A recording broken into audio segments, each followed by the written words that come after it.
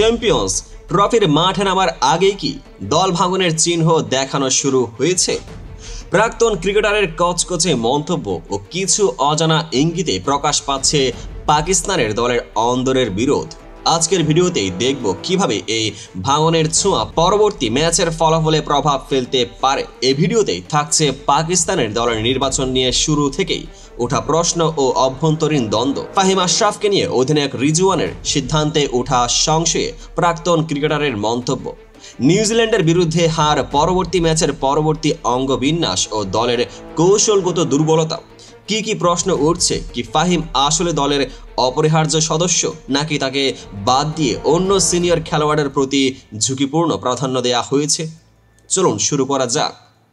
19 ফেব্রুয়ারি থেকে শুরু হতে যাচ্ছে চ্যাম্পিয়ন্স ট্রফি, যেখানে পাকিস্তান নিজেই আয়োজনকারী ও ডিফেন্ডিং চ্যাম্পিয়ন। তবে টুর্নামেন্টে নামার আগেই দলের অন্দরের পরিবেশ নিয়ে প্রশ্ন উঠছে। পূর্বের এক ত্রিদেশীয় প্রতিযোগিতায় ফাইনালে নিউজিল্যান্ডের বিরুদ্ধে হার হওয়ার পর ফাহিম আশরাফকে নতুন বল না দেওয়ার সিদ্ধান্ত নিয়ে অধিনায়ক রিজওয়ানের থেকে সংশয়ের বীজ বপন হয়েছে।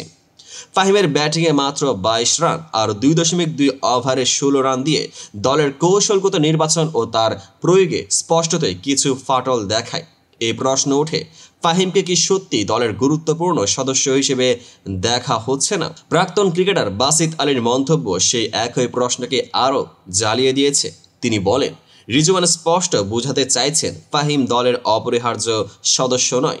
টেকটিক্যাল দৃষ্টিতে বিশ্লেষণ করলে দেখা যায় ক্রিকেটের মাঠে কেবল ফর্ম নয়, দলের অভ্যন্তরীণ সমন্বয়ও গুরুত্বপূর্ণ।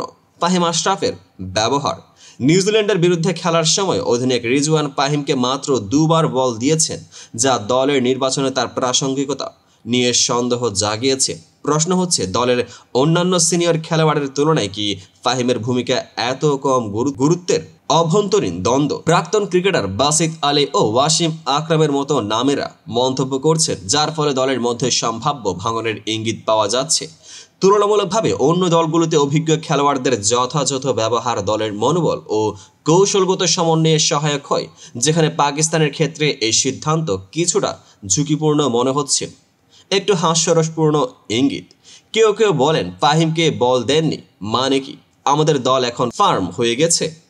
এই ধরনের মন্তব্য মাঝে মাঝে হালকা হাসির ছোঁয়া যোগ করে, কিন্তু এর পেছনে লুকিয়ে আছে গভীর কৌশলগত প্রশ্ন। যখন দলের অভ্যন্তরীণ পরিবেশে ফাটল ধরা দেয়, তখন তা পরবর্তী ম্যাচের ফলাফলের উপর সরাসরি প্রভাব ফেলে। প্রথম ম্যাচ নিউজিল্যান্ডের মুখোমুখি। পাকিস্তানের জন্য প্রথম ম্যাচ থেকে শুরু হতে পারে অতিরিক্ত চাপ, যেখানে অভ্যন্তরীণ দ্বন্দ্ব ও সঠিক নির্বাচন না থাকলে কৌশলগত দুর্বলতা প্রকাশ পেতে পারে। দলের মনোবল, রিজওয়ানের সিদ্ধান্ত ও প্রাক্তন ক্রিকেটারের মন্তব্য দলের মনোবলে প্রশ্ন চিহ্ন তুলছে। কি সত্যি দলের মাঝে ভাঙন শুরু হয়েছে? নাটকীয় মোড়। এই অবস্থায় যদি দলের অভ্যন্তরীণ সমস্যাগুলো নিয়ন্ত্রিত না করা যায়, তাহলে প্রতিপক্ষ সেই দুর্বলতার সুযোগ নিতে পারে। এদিকে টিমের মধ্যে সমন্বয় ও অভিজ্ঞতা ফিরিয়ে আনার জন্য কোনো পরিবর্তনমূলক পদক্ষেপ নেওয়া অত্যন্ত প্রয়োজনীয়। চ্যাম্পিয়ন্স ট্রফির ম্যাচে পাকিস্তানের দল যদি অভ্যন্তরীণ দ্বন্দ্ব নিয়ন্ত্রণ করতে না পারে, তাহলে তা শুধুমাত্র মাঠে না, পুরো টুর্নামেন্টে প্রভাব ফেলতে পারে। আপনারা কি মনে করেন? ফাহিম আশরাফের নিয়ে এই প্রশ্নগুলোর পিছনে কি সত্যি দল ভাঙনের ছোঁয়া, নাকি এটি কেবল এক অভ্যন্তরীণ মতবাদের প্রতিফলন?